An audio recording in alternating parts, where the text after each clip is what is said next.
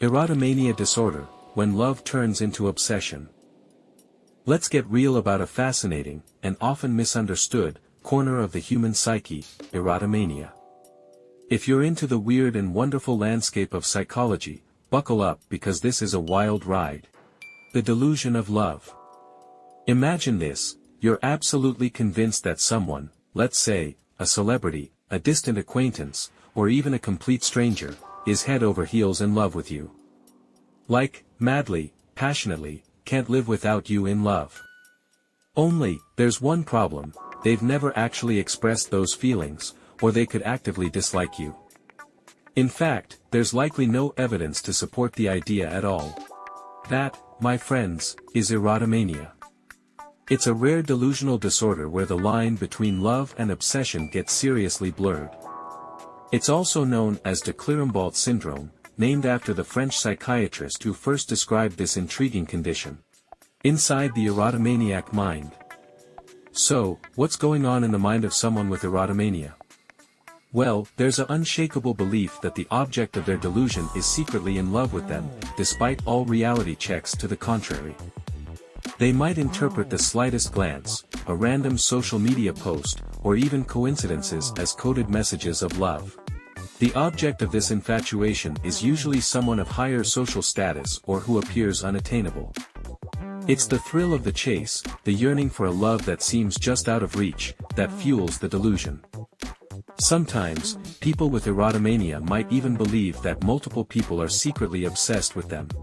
The potential dangers of erotomania. When love morphs into an all-consuming obsession, things can turn problematic.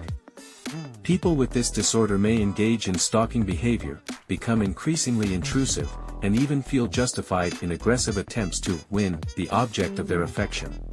Unfortunately, this can lead to harassment, threats, and in rare cases, violence. The erotomania profile. Research tells us that erotomania is a lot more common in women than men, but we're still figuring out precisely why that is. It seems linked to other mental health conditions like schizophrenia, bipolar disorder, or other forms of delusional thinking. A path to help. The tricky thing about erotomania, as with many delusional disorders, is that the person genuinely believes in their version of reality.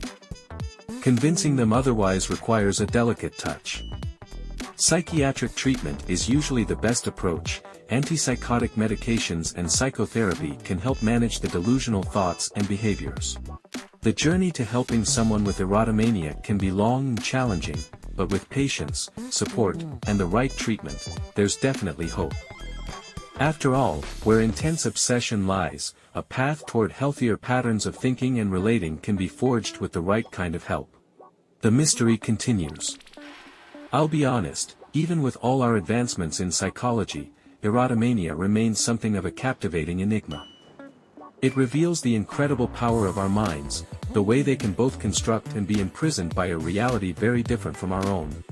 If you're intrigued and want to learn more about the twists and turns of the human mind, consider subscribing to our channel. We're always exploring the fascinating, the strange, and everything in between that makes psychology so darn compelling.